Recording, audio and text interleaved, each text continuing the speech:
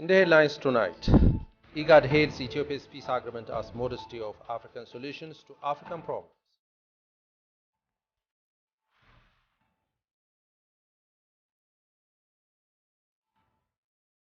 Diaspora need to scale up efforts to help the nation to go forward.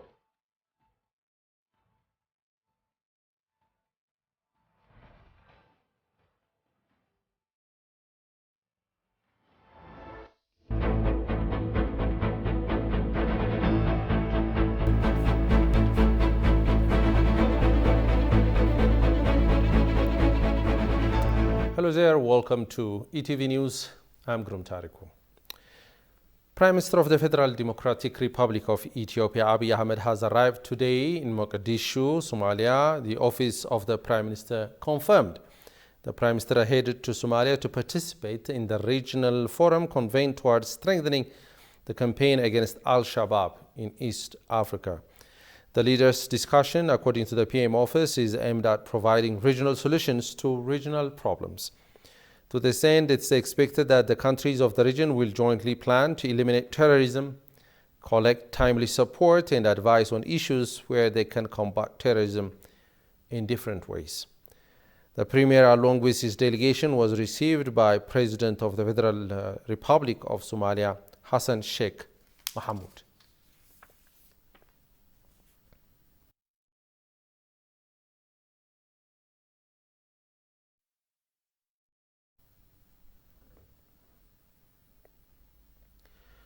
Meanwhile, FDRE Prime Minister Abiy Ahmed Ali held a brief discussion with members of the Ethiopian National Defense Forces who are assigned to fight Al-Shabaab in Mogadishu under the auspices of the African Union Transitional Mission in Somalia, ATMIS.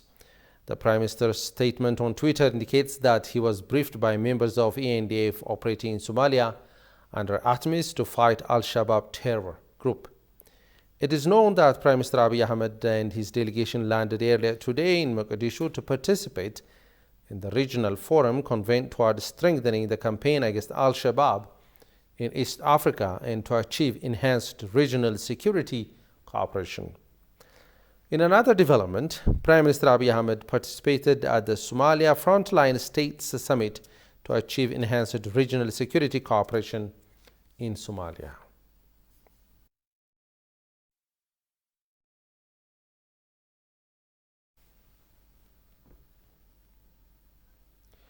Prime Minister of the Federal Democratic Republic of Ethiopia, Abiy Ahmed, and President of the Republic of Kenya have discussed the ways on how to strengthen bilateral ties between their two countries on the sidelines of the Somalia Frontline States Summit. The two leaders explored ways of strengthening bilateral ties between the two nations through infrastructure development, increasing trade and investment, as well as regional issues. Prime Minister Abiy Ahmed has participated in the Somalia Frontline State Summit to achieve enhanced regional security cooperation.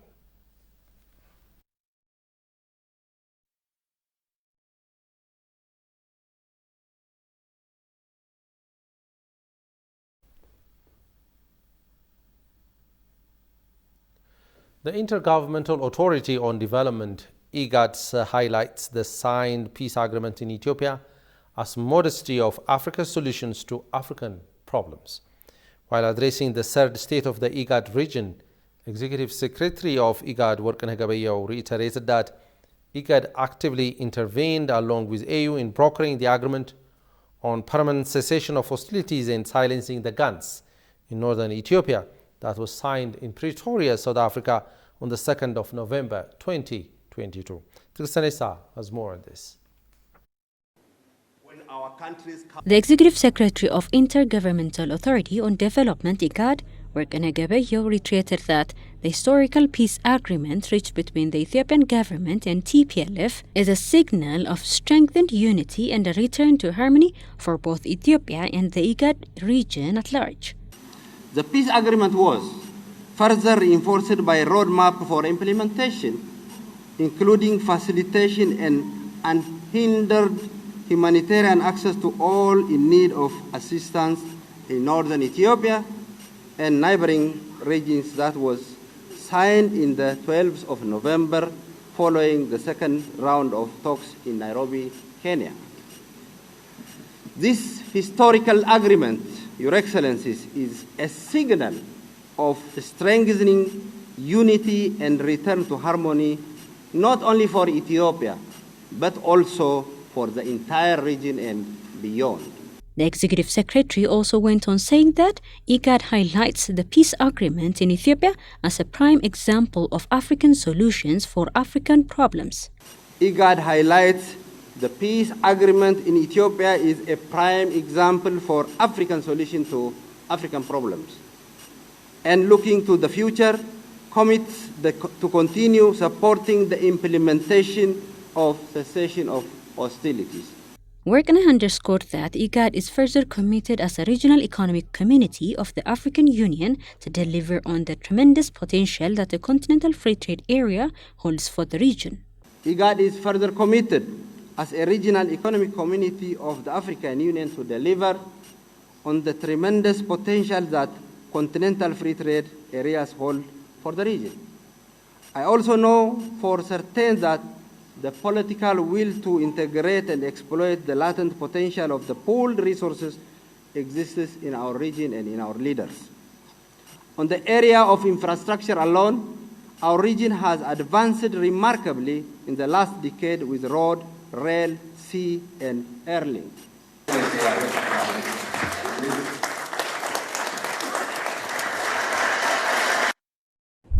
The foreign ministers of Germany and France have expressed keenness to reinforce bilateral ties of their respective countries with both ministers of France and Germany.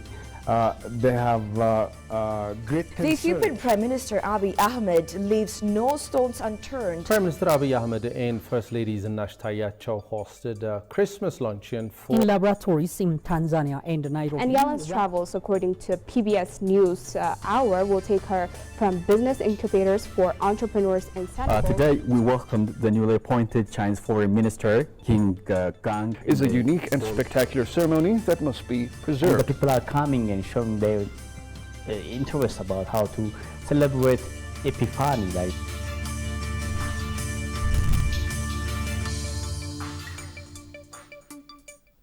Welcome back, and you're watching ETV News. Residents of Arba Minch town will cast ballots on a referendum slated for Monday, March 7, 2023 on whether to continue with SNNPR or form the new regional state to be called South Ethiopia region. It is to be recalled that the Sidama overwhelmingly voted to form their own state, thus breaking away from the SNNPR back in 2019.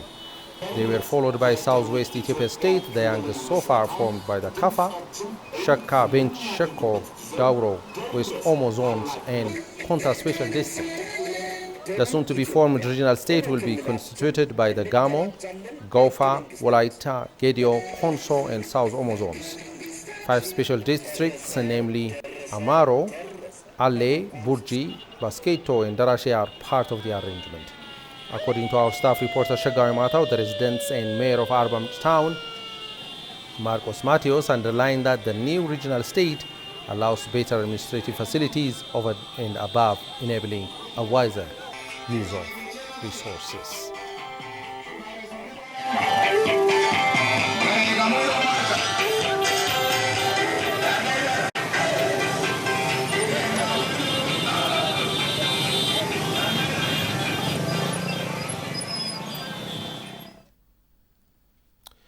Well, to shed more light and to tell us more on what's happening in Arba Minch ahead of the referendum, I'm now joined over the phone by our staff reporter, Shagawi Matao from Arba Minch. Good evening to you, Shagaw. Good evening, Guru. Well, Shagaw, what can you tell us more about the campaign that's going on there over the last couple of days in Arba Minch ahead of the referendum that's slated for the coming Monday, March 7, 2023. What can you tell us on the preparation and the campaign going on there? Thank you very much, Guru. I am in Arba Minch town, the most likely new capital of the soon-to-be formed regional state. On Tuesday, residents of Arba Minch town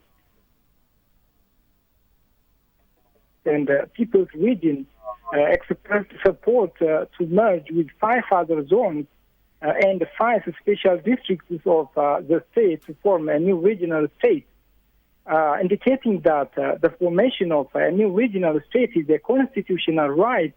The residents underlined that the move will address some of the administrative problems that stem from the existing South nationalities and the People's Region. Given that federalism seeks to devolve public administration, if the geographic distance between the government and the people grows, the more difficult it is for the people to make their voices heard and for the rulers to understand their needs, aspirations, and priorities. The residents also underlined that while lumped together with all ethnic groups in the existing region, they couldn't adequately manage the demographic factors, settlement patterns and languages, and the consent of the population during region formation, as it is enshrined under Article 46, Sub-Article 2 of the Ethiopian Federal Constitution. Demonstrators carrying placards and the white dove sign filled the streets. The white dove sign stands for the new regional state. I'll keep reporting for newest developments until the referendum day. And now back over to you, Guru. Thank you very much, Gayo Matau, for the update.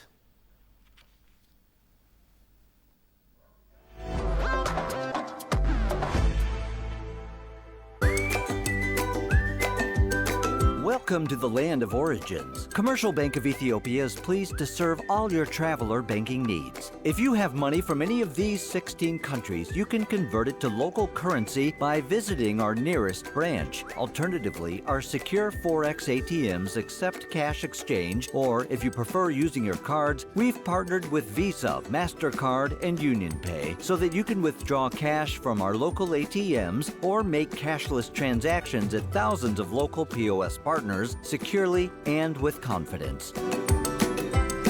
We are linked with more than 700 global banks through our direct SWIFT address, CBE Teta. We also work with 16 international money transfer agents, out of which Tune and World Remit enable you to make direct deposits into our savings and current accounts or our popular CBE Burr mobile wallet. Commercial Bank of Ethiopia, the bank you can always rely on.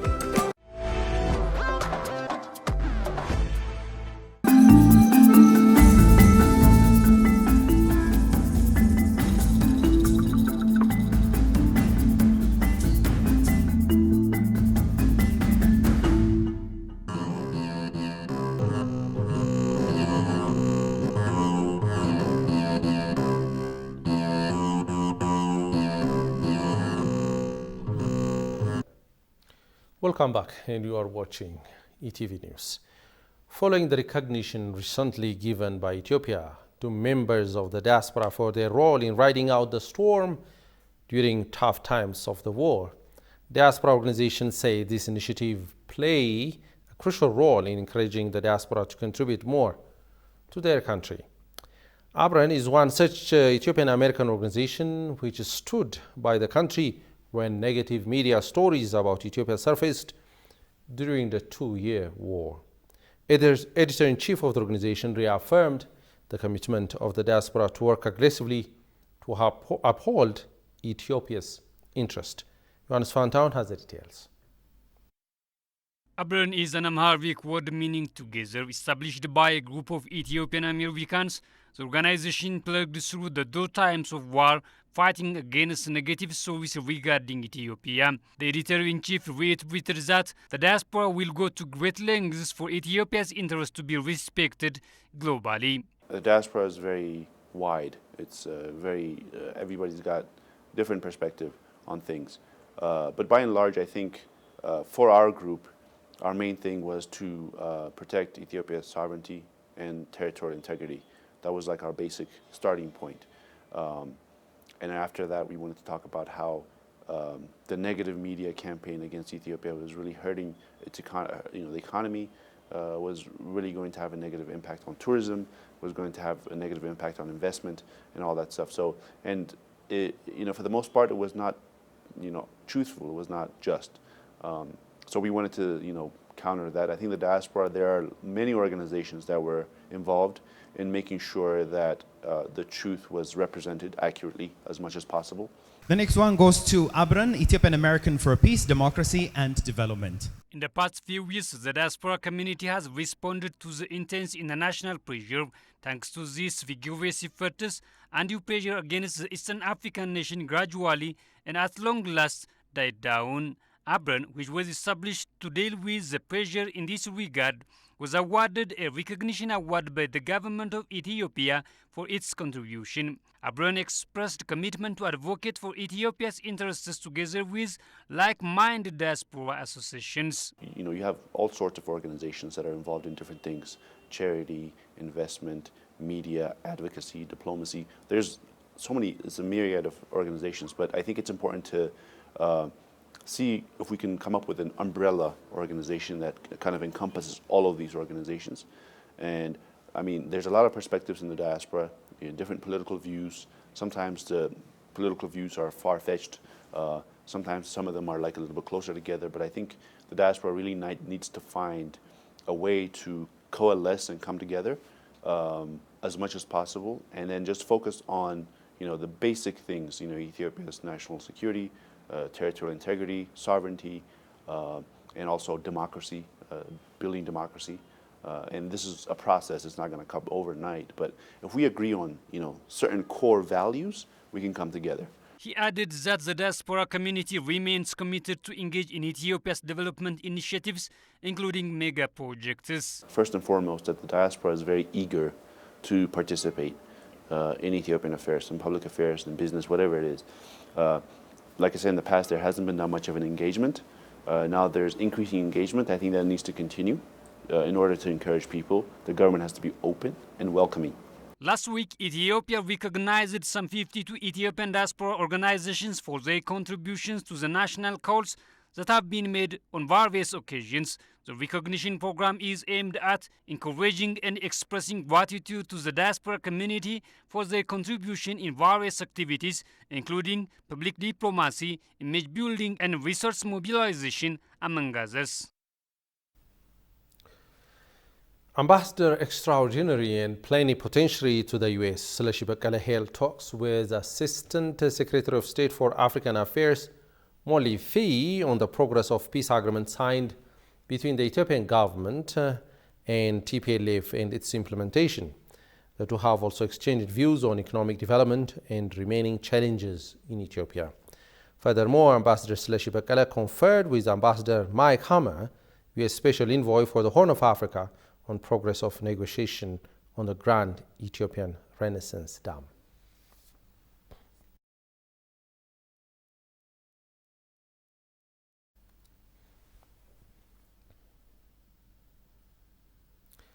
Former Deputy Director at the East Africa Policy Research Institute, Berhanu Lengiso, claimed efforts are needed to scrap the wrong narrative in the Horn region.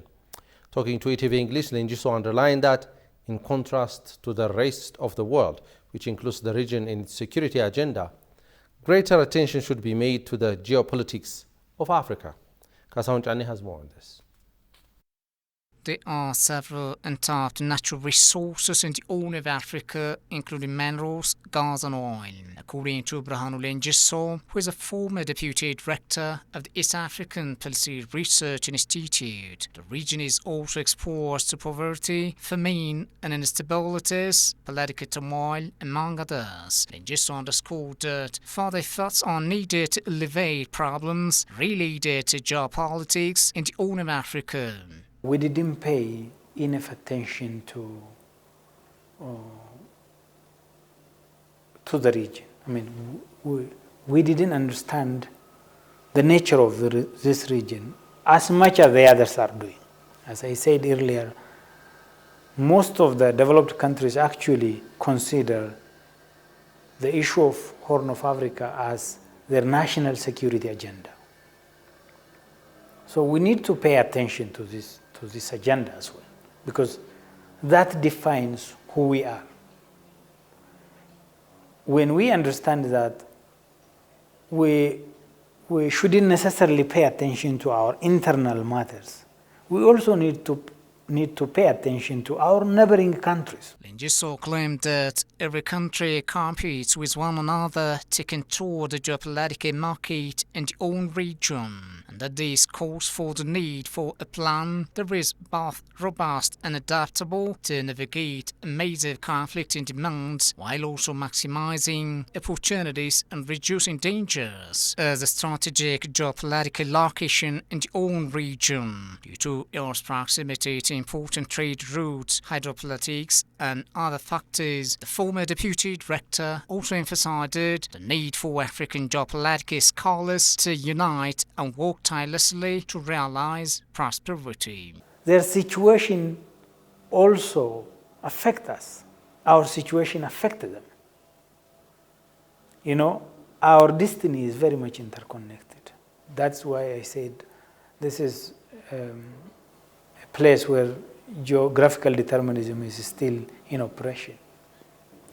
So our expertise, especially geopolitical expertise, should pay more attention, more emphasis to this topic, and should enlighten us as to what we should do in terms of improving our own situation and our neighboring country's situation, and to have a more peaceful and, as you said, prosperous Horn of Africa.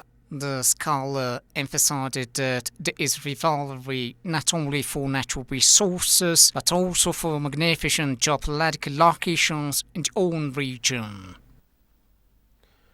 Intergovernmental Authority on Development, IGAD, has honored Deputy Commissioner Athlete Daraartu Tulluu for her vital contribution for peace in Ethiopia. IGAD held its third State of the Region address in Mombasa, where it is also appraising its activities in the region. IGAD also launched its Council of Eminent Persons and Recognized Individuals who contributed for peace and development in the region. Athlete Daraartu is among the most contributing individuals in countries of the region who have been recognized at the platform for their outstanding contribution to strengthening peace. Honorable Aisha Mohamed Roble.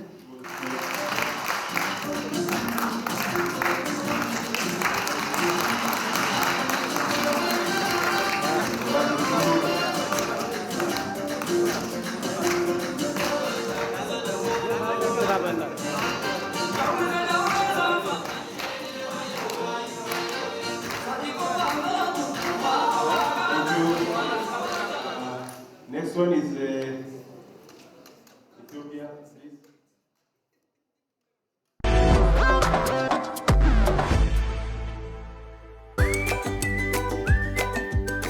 Welcome to the land of origins. Commercial Bank of Ethiopia is pleased to serve all your traveler banking needs. If you have money from any of these 16 countries, you can convert it to local currency by visiting our nearest branch. Alternatively, our secure Forex ATMs accept cash exchange, or if you prefer using your cards, we've partnered with Visa, MasterCard, and UnionPay so that you can withdraw cash from our local ATMs or make cashless transactions at thousands of local POS partners securely and with confidence.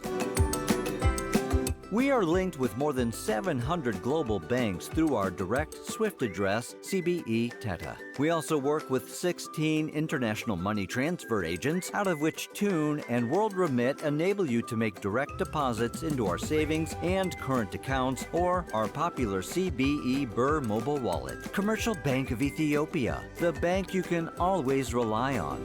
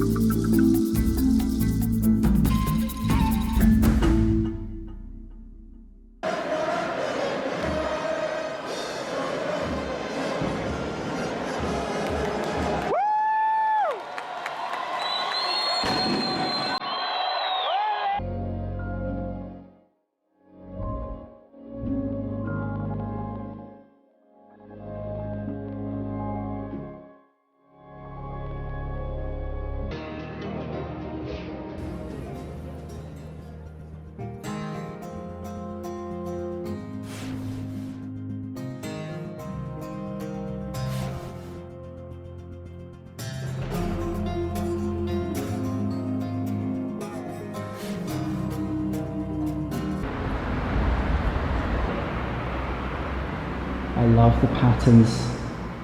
One of these. You can see the outside of the mosque here.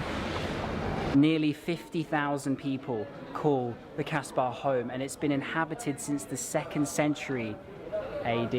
It's all a UNESCO World Heritage Site too.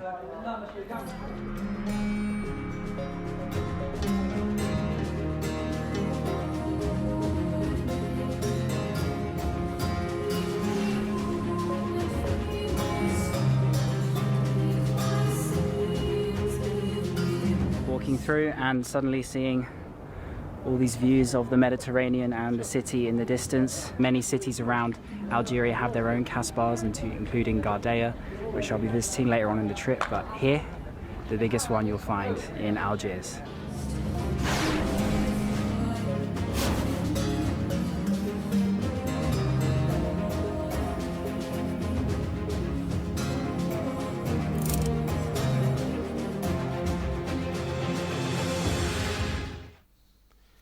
In our final news story, German Chancellor Olaf Scholz arrived to Brazil's capital, Brasilia, late Monday as part of the South Africa trip aimed at advancing a long-delayed EU-Mercosur trade and political cooperation deal. The Brazilian President Lula da Silva refused to side with the West and reiterated that, in his view, Russia and Ukraine were equally to blame for the war. Tigris Aresa has compiled the following from France 24. Take a look. Brazil's Lula da Silva made it very clear, saying that he doesn't want any involvement in the war instead. Lula noted Brazil and China could play a role in peace negotiations. German's Chancellor Scholz was hoping to rally Lula's support in providing ammunition for German-made tanks in Ukraine. The Brazilian president refused to side with the West and reiterated that, in his view, Russia and Ukraine were equally to blame for the war. It can't be possible in the 21st century that we're seeing a war and we don't even know why it exists. Some say it's because of NATO, some say it's because of entry to the European Union, some say it's about the territory that Russia occupies. There needs to be someone at the negotiating table, and I think that our Chinese friends have an important role to play. If I go to China in March as planned, that is an issue I want to discuss with President Xi Jinping. It's time for China to get involved and to try and help find peace between Russia and Ukraine. The Associate Director in Brazil at the Adrian Arch Latin America Center at the Atlantic Council, Valentina Sader, underlined in her parts that it is a position that Brazil has in terms of really looking for this diplomatic means through which a peaceful negotiation can be found. Well, I think that this is something, it's a position that Brazil has in terms of really looking for this diplomatic means through which we find a peaceful negotiation to the war on Ukraine. And I think that Lula, as expected from Brazil's diplomacy, has chosen to take this stance as well in terms of not really moving in any direction, in terms of taking a very strong stance in terms of, providing the tools to make to help with the war in terms of what the Germany has been asking, in terms of the West has been asking. So I think that what Lula is proposing is this peaceful negotiation to the war. It is to be recalled that Lula, in his past two terms, as well as with Brazilian diplomacy in general, to have this pro-peaceful negotiation through diplomatic means as a resolution to this war on Ukraine.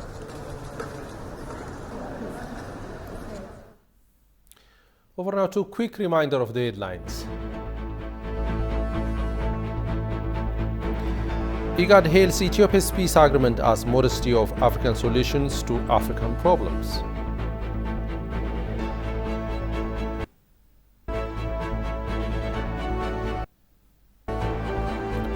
Diaspora need to scale up efforts to help the nation to go forward. Really hope you're watching ETV News. Thanks for your company and have a great time.